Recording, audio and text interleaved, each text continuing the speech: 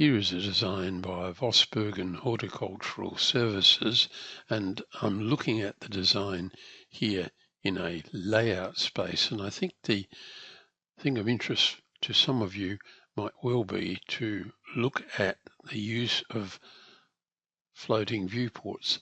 If I highlight that one and this one, that's two floating viewports. There's another one down in here. They overlap slightly. All of them have color set at 255, so there'll be you won't see the floating viewport itself. And I'm fairly certain, it's not my drawing of course, but fairly certain that here's another one. So this presentation on this sheet is using floating viewports to great effect. And of course we can zoom in on any part of the design. Of interest is the rock relocation plan and the use of dimensions that are in here. I'd like to dive back to dimension, just select one of them, and they're on layer 0.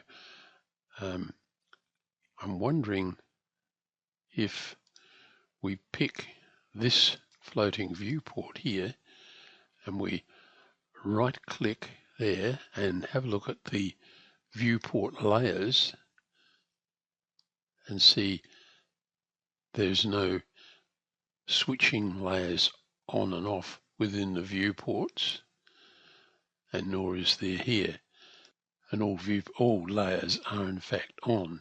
So Vosbergen services haven't used the ability in GCAD Plus to turn layers on and off within the design.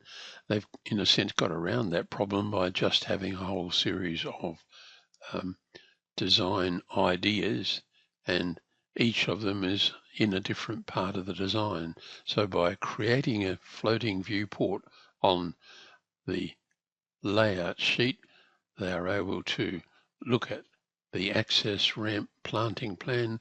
They are able to look at this plant schedule and come over here and look at that one there and down here. So very easy for them to lay the actual design out and the presentation to the client. So I found it very interesting to look at the way they're using GCAD Plus, which I think is very, very good.